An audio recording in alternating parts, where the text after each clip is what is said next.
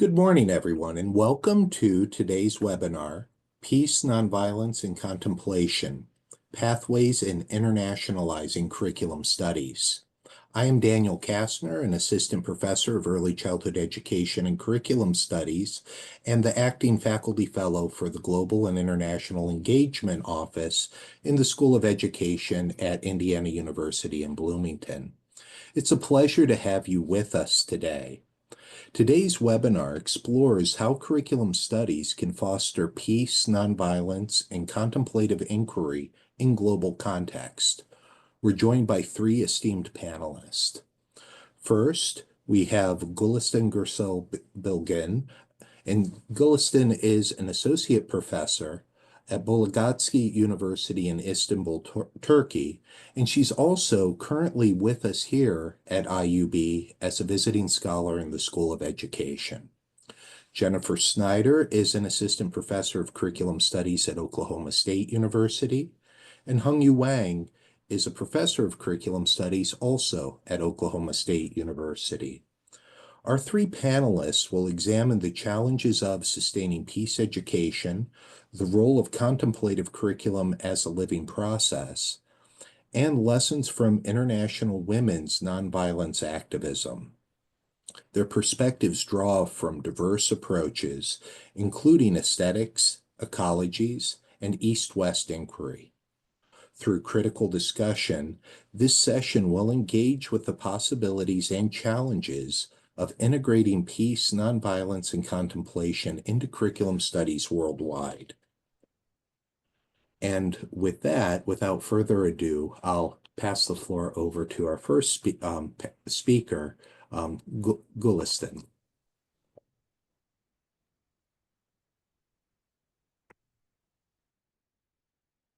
Thank you very much, Dan. Can you see my screen? Okay. So today I will be talking about a case study which focuses on the nullification of peace education within the context of Turkey. Just a second. So this is what I'm going to be briefly talking about throughout this short presentation. I will start with a brief overview of the field of peace education. I will also, in the second item, I will talk about the larger study where we started to think about the nullification of the formal curriculum of peace education in the Turkey context, which is the original study I will be focusing on today. Following that, I will present some critical questions that we came up with as a result of these two studies, questions for curriculum studies and peace education. And I will end my presentation with some insights from Anatolia. So what is peace education? Briefly speaking, and in this study, in this presentation as well, I will be referring to peace education loosely, which refers to educational policy, planning, pedagogy, and practice aiming the transformation of different levels and dimensions of education, addressing different forms of violence at all levels, at all settings. Throughout decades of literature, of theory and practice in the field, peace education has evolved to encompass different subfields, such as human rights education, education for international understanding, environmental education, development education, futures education, disarmament education, and conflict resolution education. Several seminal figures in education, like Dewey, Montessori, and also other educational scholars and peace education scholars have insistently underlined the invaluable potential of formal schooling in order to create cultures of peace around the globe. However, when we look at the literature, we also see that the field and the practice of peace education is inherently it is considered to be highly controversial because of it's confronting the sociocultural and structural factors that our schooling system has been built upon. And as a result, peace education practices might end up becoming a part of the problem that they try to solve, or they can contribute to negative peace, although they aim to contribute to democratic transformation. And we also see that within the context of hegemonic patriarchal structures that our mainstream schooling, public schooling systems are built upon. And we also see several taken for granted assumptions and beliefs around the idea of peace and peace education. However, my colleagues and I, despite all these challenges that the field has been dealing with so far, we saw that the criticism of peace education practice has been really pessimistic, because that part of literature finds peace education really problematic because of all the challenges. And so far we have had to face with. However, we also saw that such kind of a perspective of the field underestimates the potential power of the teachers and the students and other people as transformative subjects. And also educational spaces as sites of possibility and transformation, right? So what is the meaning of education at all? And also our previous work underlined and found barriers around the idea of war and peace, which are also grounded in the same ambiguities that are relevant to peace education and curriculum studies. Because of the similar models of their higher education system, in this larger study, my colleagues and I, we focused on the US and Turkey through a comparative study, where we aimed to examine how are the US and Turkish future teachers' beliefs in war, peace, and violence were formed, and the influence of cultural norms and values on these beliefs. And finally, these two groups of future teachers' conceptions and projections of peace education practice in schools. Today I'm not going to be talking about this study in detail, this larger study in detail, but what stands out most and also led to the study I'm going to be talking about in more detail today is the third theme, which refers to the definition of peace. Both US future teachers and Turkish future teachers had a lot of difficulty in defining peace. And while they were trying to define it, most of their definitions referred to the absence of war and violence, which we consider as negative peace, not a positive peace, not a comprehensive understanding of peace. Because they claimed that education and their educational experiences so far as students in the whole education system within their own countries provided limited or no spaces to talk about peace or critically consider war. And the US future teachers mostly referred to the US political agenda to define and conceptualize peace. And they, most of them underlined that the US should create peace, should bring democracy, otherwise who would do it? While the Turkish future teachers used an ideological concept which referred to the foundational principle of the country and the educational system, national educational system in Turkey, Mustafa Kemal Atatürk's saying, peace at home and peace in the world. However, this ideological concept is no longer a political agenda of Turkey. So because of that finding in the larger study, we wanted to take a look at the nullification of how peace education fell into the null curriculum within Turkey, because it has a national educational system. We wanted to closely examine that. So we started another study examining the nullification process of peace education in the country, in the educational system of Turkey. When we take a look at peace education and the curriculum in the literature, we don't have any difficulty in finding several studies emphasizing the explicit curriculum of violence or even explicit peace education practices, again underlining the glorification of war, concealing its horrors, and ending up with an excessive emphasis on negative peace instead of comprehensive peace.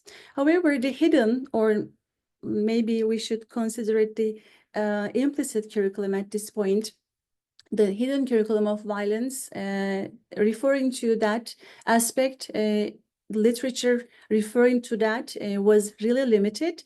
And also the null curriculum, peace education as the null curriculum, again, very limited. One of the few resources was Nodding's book, Peace Education, How We Came to Love and Hate War, where she emphasizes schools as not among the primary resources where students learn about peace or engage in critical conversations around the idea of war and violence. And again, David Flinders, my mentors and one of my colleagues in this study, David Flinders' work also emphasized that war and peace fell into the null curriculum, and the war was a non-issue in the school curricula within the United States of education. Within United States educational settings. However, when we take a look at peace education in the formal educational system in Turkey, education and the formal national Turkish education curricula, we see that several versions have been created so far in the history of the nation, and several subjects within that formal curriculum have values and even objectives directly related with several values and norms and ideas of peace, such as peace as solidarity, benevolence, love, respect, tolerance, and appreciation for diversity. And some of these they appear in the social studies curricula or Turkish language curricula, history, human rights education, citizenship and democracy, and history of revolutions and Atatürk's principles curricula. These are all these curricula repeatedly mention the ideas of peace.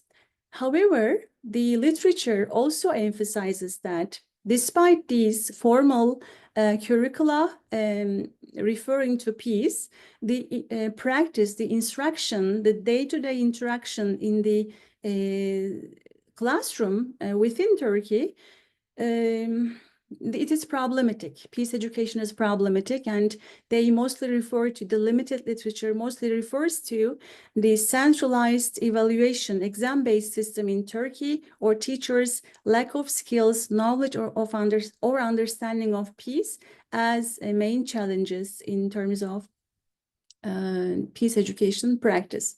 So in this study, we wanted to understand what future teachers think they learned or failed to understand and failed to learn about peace at school, as well as what factors and they believed they view as influencing their learning of or failure to learn peace at school.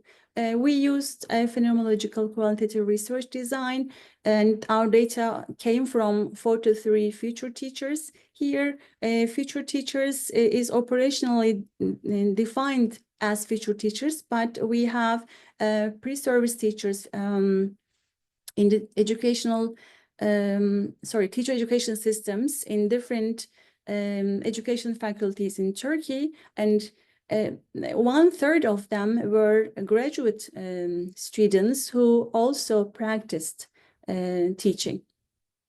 And we drew from Eisner's well-known curriculum theory, as he underlines the explicit curriculum, the implicit curriculum, and the null curriculum.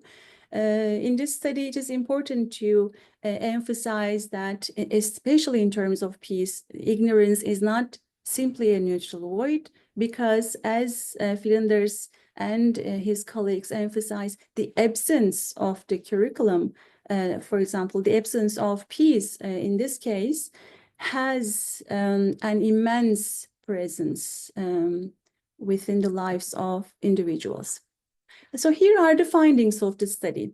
Memories about peace objectives and activities, almost no memories, because they refer to, again, limited or no memories about peace activities at school, and they learned about peace mostly within their lives outside of schooling. Again, the second finding is implicit curriculum of war and patriotism, because war existed, although peace didn't exist at school. And there is an overemphasis on war, especially through patriotic and nationalistic discourses. And the culture of violence and war is conveyed through the implicit curriculum, maybe even hidden curriculum. And final finding is the nullification of peace objectives.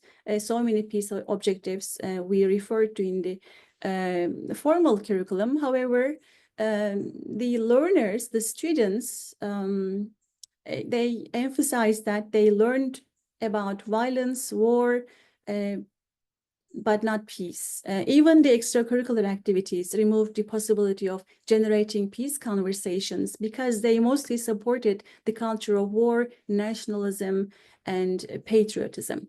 And remember, peace at home, peace in the world, and the principle in the foundation of the educational system and country, it was mostly it only remained as a romantic notion. So again, it didn't provide any realistic background for the students to talk about or think about peace. And why these peace-related topics were neglected, not taught, or glossed over? Structural challenges, because there is no room for critical examination of war. Although so many subjects focused on tens of thousands of history, focused on war in the national history, again, there is no room for critical examination of it. And the second important answer to why these this nullification of peace related objectives occurred is that the teachers as key. However, teachers are not strong enough to employ peace education within their interactions and their teaching in the classroom. And there is a limited history, a limited literature focusing on teachers' personal narratives, their personal histories, their lived experiences, which really impact the way they teach, especially when we talk about peace education. So based on these two studies, briefly speaking, the larger study and in more detail, the nullification study, here I would like to emphasize one more time cultural ambiguities and a range of meanings within and across cultural groups that peace and war concepts take on. And again, these meanings are implicated while we are addressing fundamental curriculum questions, including, of course, not limited to, where do war and peace fit within the school curriculum? In this case, especially the enacted curriculum, not only the formal curriculum.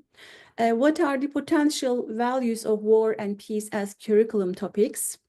And this third one is really interesting, because what barriers within schooling, a school curriculum that we have built against love, peace, and self. And self is capitalized here on purpose, and you will know why in the following 2 slides. And finally, how can we teach these potentially controversial topics in the contemporary educational settings, especially given the latest developments in our global world? So I would like to end my presentation with insights from 2 important people from Anatolian culture, Anatolian history, who have tremendously influenced the culture in Anatolia. Why Anatolian culture insights? Because so far, when we take a look at the theory, the practice, the history of education so far, the East and the West, they are relatively more visible, but Anatolia, with its ancient history, and it is known as the cradle of civilizations, it is relatively less visible in the literature, not necessarily in the international literature, in our own national literature as well. So I'd like to provide these 2 quotations from these 2 important people, poets and Sufis and scholars. The first one is from Rumi, as he is known in the US or in the West, but Mevlana, as he is known in Anatolia, in Turkey. In Turkish, he says, senin görevin aşkı aramak değil, ancak onunla aranda kurduğun engelleri aramak ve bulmaktır. Aşkı arama, o kayıp değil, kendini kaybet, aşkı bul. In English, loosely we can translate it as, your task is not to seek for love, but merely to seek and find all the barriers within yourself and that you have built against it. Do not seek love. It is not lost. Lose yourself and find love. And the second scholar and poet who has been really influential in our culture is Yunus Emre. The first quotation from him, beni bende demen, bende değilim. Bir ben vardır, benden içeri. In English, don't say I am in myself, I'm not at all. There is an I within me, deeper than I. And the second quotation from Yunus Emre again, ilim bilmektir, ilim kendin bilmektir. Sen kendin bilmezsen ya nice okumaktır.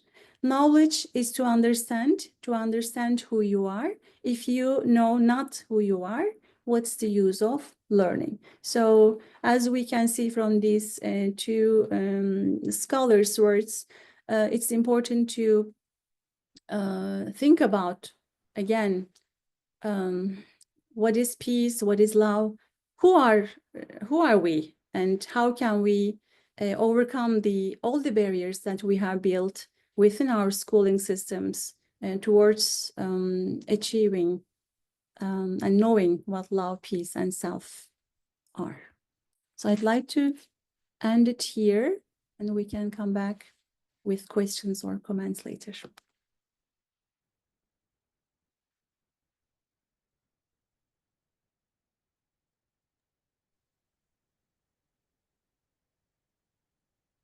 And Jen, perhaps your presentation would flow very nicely with where Gulistan led off. And I'd also like to tell the audience members that at the bottom of your screen, there's a Q&A box that you can input your questions at any time, and we'll allocate some time at the end to make sure that the panelists have an opportunity to address your questions. So I'll turn things next over to Jen. Thanks so much, Dan. Yeah, and I just love the way that Gülistan, you ended with these 2 poems because they resonate quite well with some of the work I'm doing. And yeah, this idea of barriers to knowing the deeper capital S self, finding love, and that deeper I is fundamental, I would say, to contemplative curriculum, which I'm going to speak about. So let me see if I can get my sharing correct this time. and I have some slides that will guide my share this morning with you all.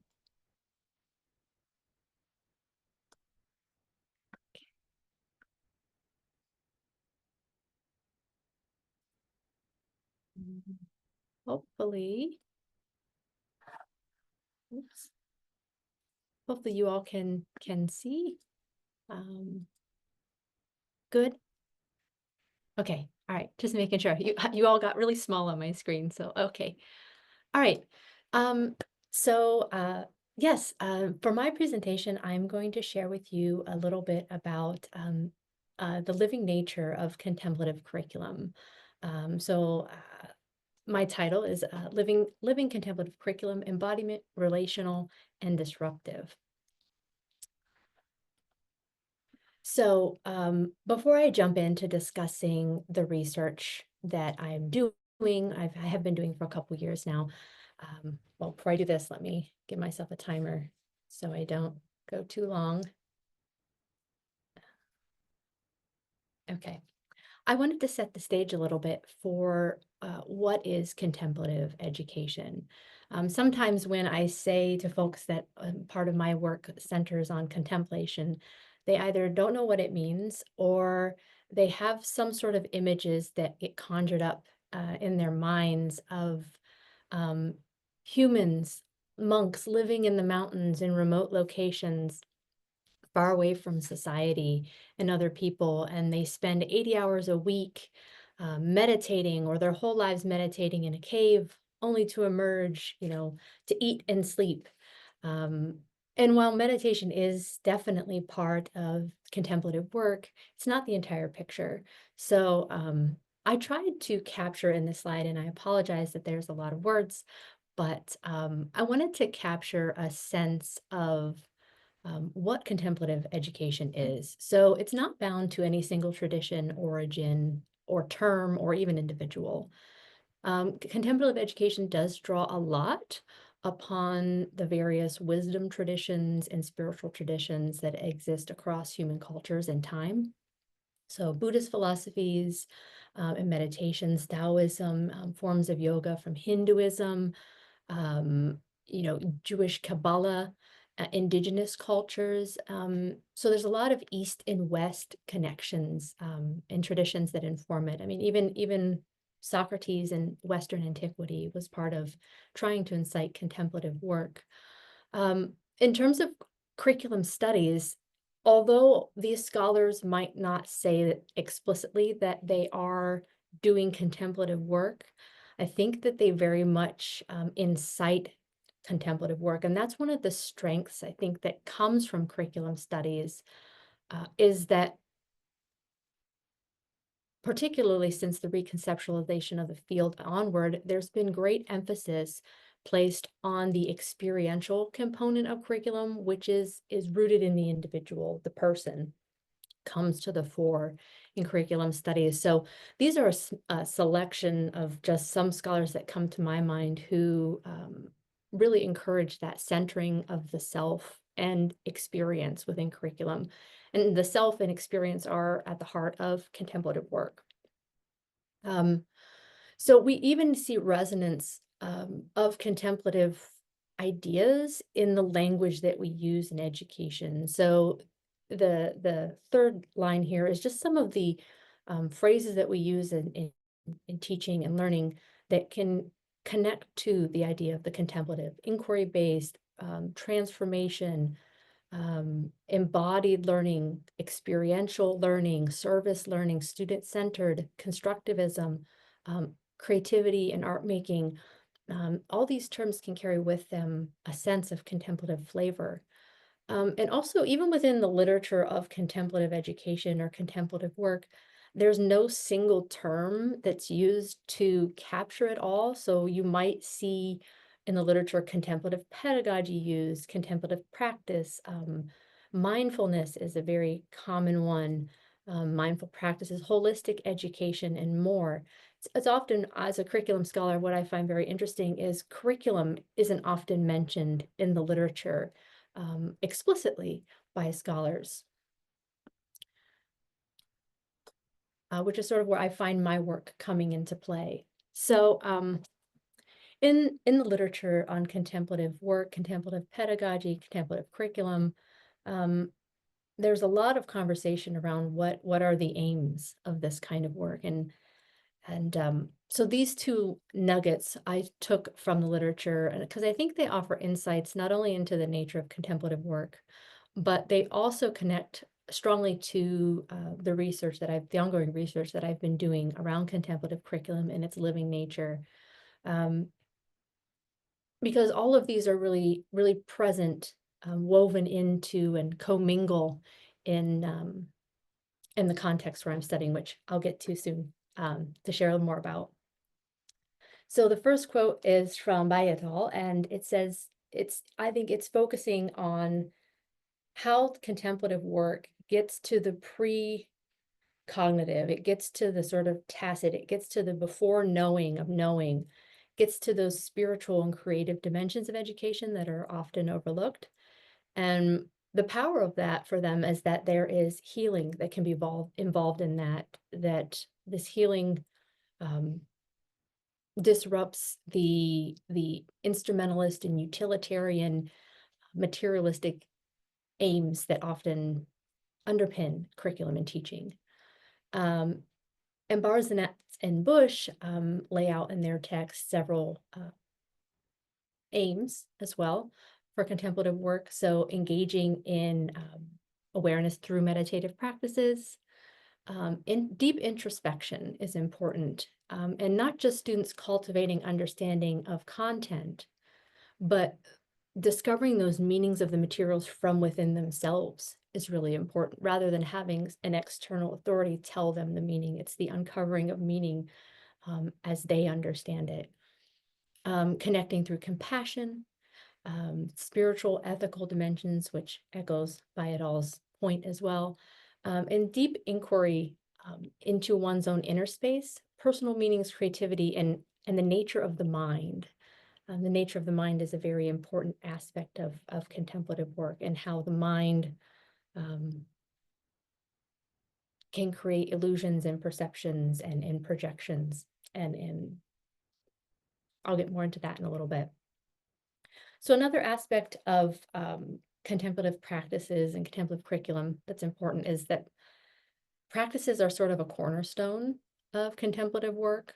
And this is a tree that was created by Carrie and Mia at the Center for Contemplative Mind and Society to try to capture practices that are used in contemplative education. So practices are really important, not just learning about contemplation, but the doing of it oneself is important for not just for students, but also for educators. So the tree just captures some practices. It's not exhaustive, because practices are the ways in which in contemplative work, one works towards one's own embodiment, understanding one's somatic experience in the body and through the body. You become aware of the union of the inner space with the outer. There's also first person work that happens, the I, but there's also critical first person work. So the criticality is not absent from the conversation. And there's also second person work of intersubjectivity, more of this kind of we or you and me relationality present. So a little bit about the study that I've been doing. So the context for my study is a large university in the Midwestern United States. I've been doing this study for several years now. It began in 2022, and it's still happening to this day. So what I'm sharing with you is very much about a project in motion. It's not complete. And so in this context, I've been working closely with a professor who is very well versed in different contemplative traditions, from Western antiquity to Buddhism, to Hinduism, to Christianity, and has spent much of his lifetime, even prior to being a professor or in academia, he'd been doing contemplative practices himself.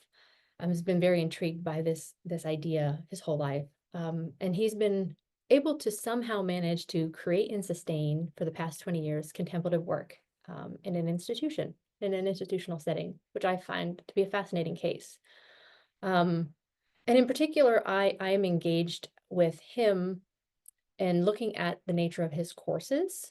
So he has several courses which I've been generating data through and from. One is about the mindful living. Another is around the philosophies of life. And the other is the most recent course that he's worked on developing, which has become quite popular among students, always full, is a course that explores this deeper I that Gülestan talked about. And the course is about who you are as a human being. So like I said, I'm working with this professor, and I also invite students of his who are either taking his classes now or have taken his classes to share their stories with me about their experiences with the contemplative curriculum. So I have the earliest student from his teaching I have took his courses in 2005, and the most recent was a student who took the course last fall, one of his courses last fall. Now, not all these courses run at the same time, but they rotate. So the core question that I'm interested in this study is sort of these everyday experiences people have with curriculum and the living nature of it, what it's like for them, what meanings do they make from it. So data collection, I've done several interviews with the professor, formal interviews, and we regularly have ongoing conversations. I've done over 60 observations through his various courses, and I have field notes. I've done interviews with 16 of his current and past students so far. I regularly collect curriculum artifacts, so syllabi, textbooks, group work, handouts, his feedback on student writing, their reflective essays, and also journaling. So this data corpus is growing, it's alive, more keeps getting added, but as I'm getting it, I'm looking at various chunks of it and using interpretive and hermeneutic subtexts to do analysis. So I do regular analysis of student writing through their reflections on their experiences. Reflective writing is a core practice in a lot of the classes, all three of the classes actually. The professor's feedback, I regularly analyze the nature of the professor's feedback in response to the students' musings about coming to know themselves more. Interviews with the students, I'm currently looking at the interviews with the students and interviews with the professor more closely now. So some of the things that I've been thinking about lately in relation to the data corpus is around this idea of the tensions and barriers that exist with this contemplative curriculum. So what you see on this slide are, I think, just some initial thematic subtexts that are emerging around the tensions and barriers that I've been thinking about lately. And they kind of appear separate in these four corners, but I think there's a lot of interconnection and intermingling between them. So in educational institutions or systems, and the structures and habits and customs within them, I don't think they were really built for contemplative work, and I think the literature speaks to this as well in some ways. They weren't built with contemplative work in mind, and they still to this day aren't the greatest places for creating openings or spaces for contemplative ways of being, knowing, and becoming. I think the barriers are deep and the tensions are even deeper. But in the data that I'm generating with the students and the professor, particularly around their reflections through writing and interviews, they're not unaware of these barriers and tensions, and they show up. So one of the tensions is the sort of dominance of a narrow epistemology in education and institutions, thinking of knowledge as being linear, objective, that it's reasoned, it's atomistic. And so this shows up in education where we have standards, we seek hegemony, we want everyone on the same page. There's desires for control, prediction, and depending on how someone is interpreting or using best practices, sometimes that can be part of a narrow epistemology as well. So I think students' writing reflects this, particularly in the challenge that they have to transition from writing from a third person point of view, this objective point of view, to actually writing about and reflecting on their own experiences. There's often a big struggle in a lot of students that take these classes to transition to thinking about and looking at themselves and their own experience in writing. They often keep an objective distance in their writing and struggle to use the I, so to speak. And also I think the professor in his sharings talks about the way that the academia and even his field of study can have a narrow view of what knowledge is, that it is not something embodied, that it is something external from the self. There's also this idea of the fragmentation of wholeness, or the cutting up of wholeness. And at least maybe it's across cultures, but at least in the West, I often think of it as the church took the soul of the people in the spirit and said, we're going to take dominion over this. Science said, we're going to take the body and the external world, the natural world, and we're going to examine it. So they took that dominion over that. And then philosophy and later, I think, psychology, although psychology is the study of the soul, psychology took up the mind. So we split off the person, we cut them up in the West really well. And I think that, this shows up a lot in the mindful living class reflections of students, and also the professor's own experience in his career in academia. He puts practice at the heart of his work, his own practice as a contemplative. So that's important to him. Also, the hijacking of the mind body, this comes up really well in the mindful living class. Students becoming aware of the ways in which their mind body is hijacked by technologies and stress and distraction. And lastly, the corporatization of education as well is a big one that shows up where students in their reflections, for example, are saying things like education is to meet external to the self-validation. So getting a degree, getting a job, these sort of the loss of intrinsic value is present. So in lifetime, I will pause myself here, and I know we're running a little behind, so let me stop sharing and I'll turn it over to Hong Yu. Sorry, folks, took a little longer.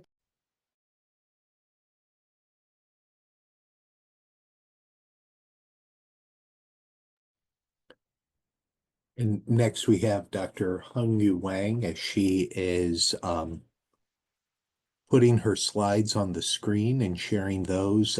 Remember that there is an opportunity to post your questions in the Q&A box. And now I'll give the floor to Hung Yu.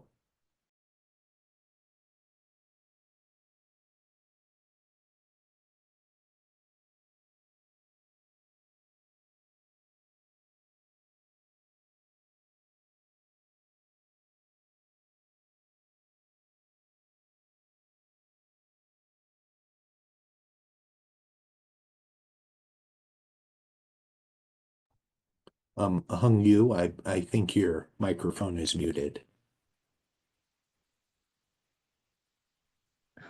Sorry. Thank you all for being here, and special thanks to Dr. Kastner and Dr. Snyder for organizing this panel.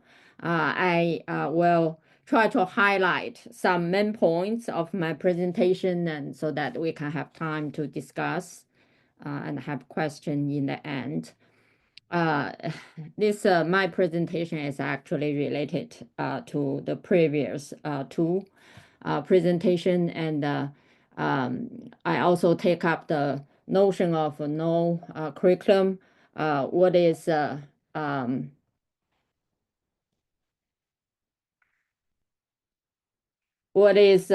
excluded from formal school and education. And I want to highlight International Women's Nonviolence Activism as the curriculum. As you already heard, even when war and peace are mentioned in school textbook, the focus is on the war, the story, the drama, the winner. When you get to peace, maybe just 2 lines or 1 paragraph. And there's a basically complete absence of nonviolence activism in K-20 formal education unless you have a special topic. Particularly the marginalization of women's nonviolence activism in both feminism and nonviolence studies are highly marginalized. You know, you have all these male hero in nonviolence movement, but it has been a long-standing tradition of nonviolence as a way of life and as social change throughout human history. And women actually have been the leader of all this.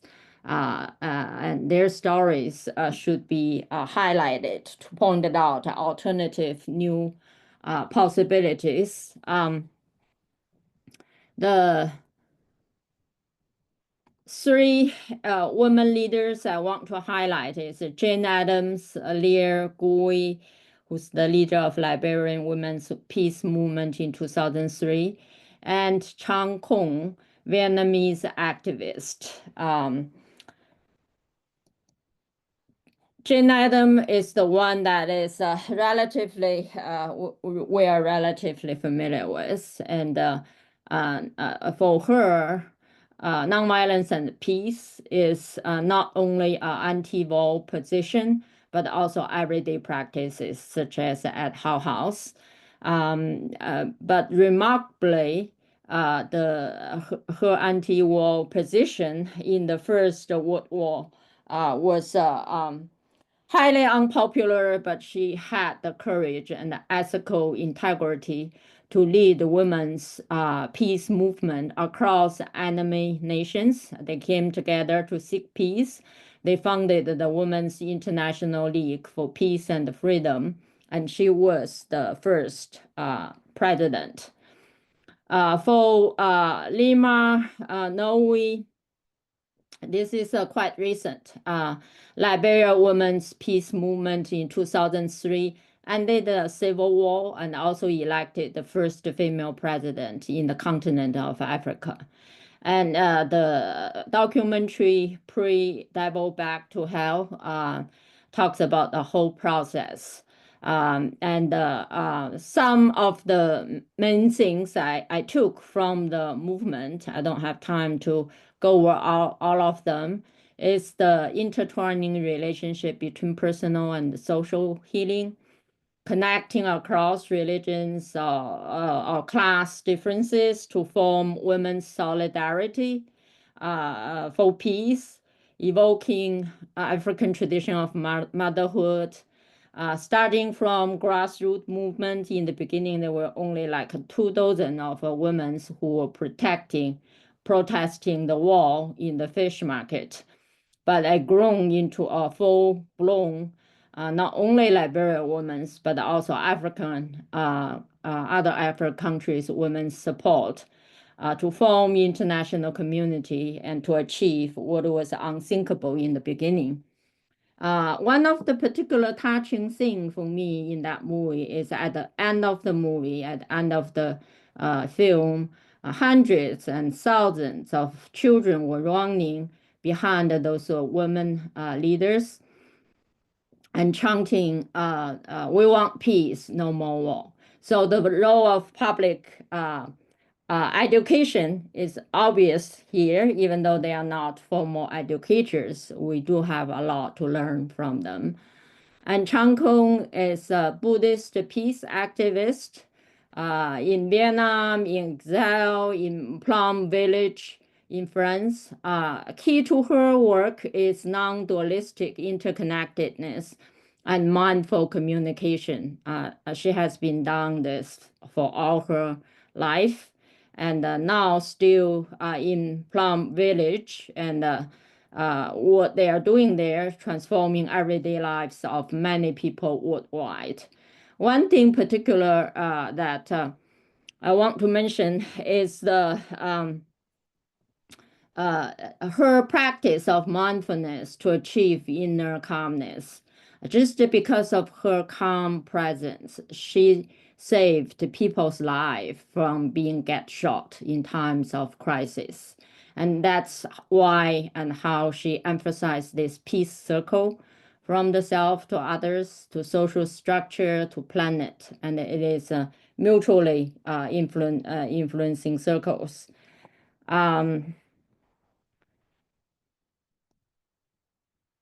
And there are lots of social, women's organizations doing all kinds of things, and in many different countries, often across different, nations, different groups, and they played important roles throughout history, but they are not in our curriculum.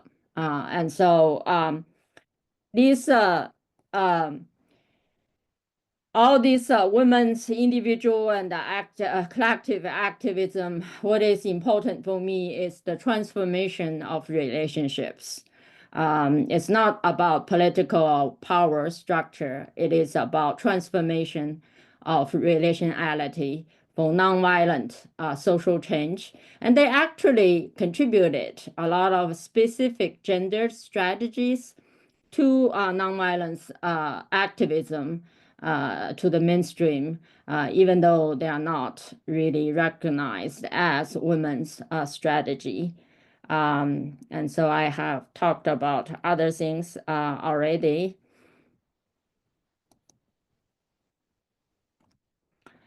Transforming curriculum, Mandarin Gourmet's feminist motif, thinking back throughout mothers in order to create new pathways.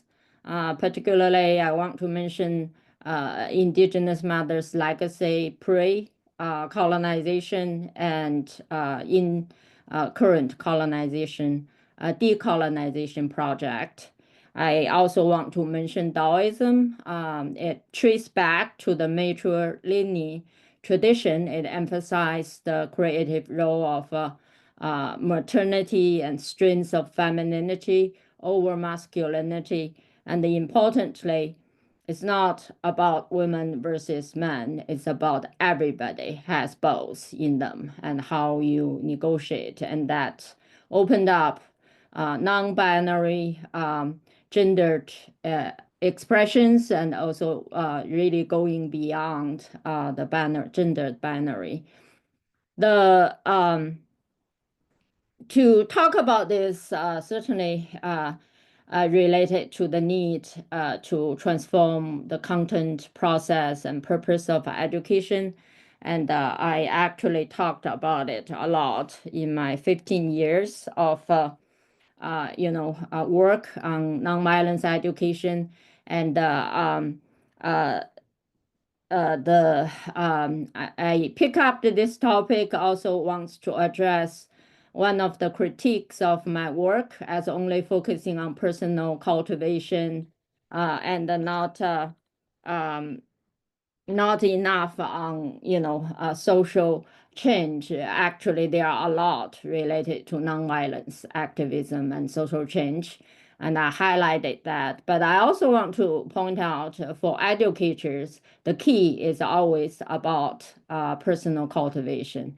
What kinds of cultivation of knowing, being, and interbeing in creative tensionality towards nonviolent relationships in education. I think both of presenters earlier already addressed that. But with the circling spiral, dynamic relationship between feminism, feminist nonviolence, and education, what is important is to address the mechanism, dissolving the mechanism of domination and control, and cultivating compassion, which really we can do a lot of things in education. So that's and some references. That's it. Thank you.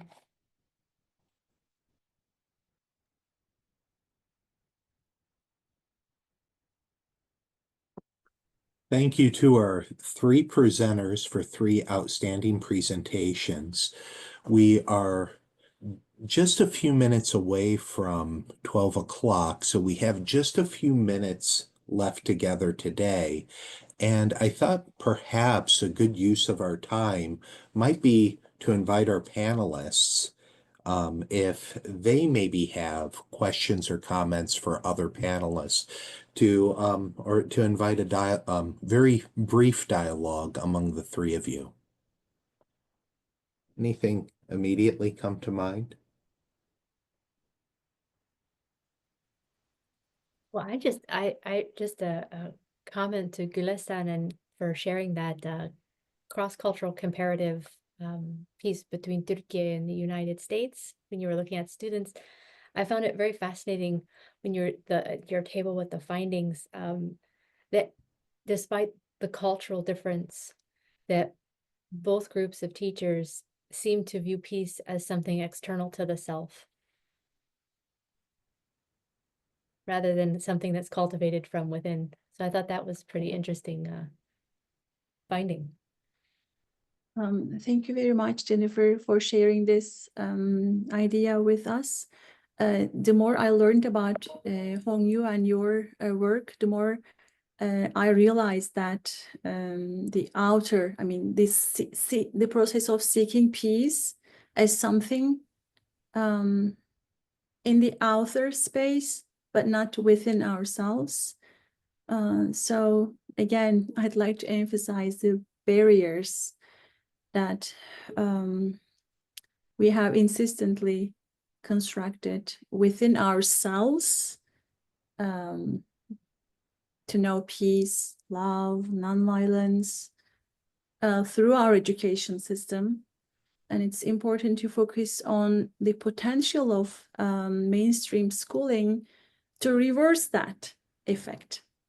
Because so far we have done a good job of building those barriers, but why not reverse it through curriculum studies? And curriculum studies promises that to us through especially implicit curriculum, because when we are teaching peace, nonviolence, contemplation, it's not limited to what we are teaching, but the way we are teaching, the way we are interacting with ourselves, with other people and other things. So yeah, thank you very much for your comment. And I always would like to think inner and outer, they are intertwined and they, work simultaneously. The three women that I cited, they all went through traumas, and including Jane Addams, she had a major, depression, and from the depression, she found social settlement become a way to, deal with a lot of issues. So it's comes from within, but at the same time interacting with the external, whether it's barrier or opportunity. But the danger is that only focusing on the external, then you have the danger of projecting your own shadow, even in social and political movement. And the other part of the danger is that you're only focusing on the inner and not engaging the social and the political, and then whatever you have cultivated may not be beneficial for the bigger scheme. But I think as educators, the inner part is more important. Without that, there's nothing that we can build with students. In conclusion, I would like to thank our audience for attending our webinar today. And most importantly, I would like to thank Gülistan, Jennifer, and Hongyu for sharing their important work with us today. And I'd like to also announce that a recording of this webinar will be available on the School of Education's Global and International Engagement website. And so it will be available to you there. And with that, I'll wish you all a wonderful rest of your day. And thank you again for attending our webinar. Bye.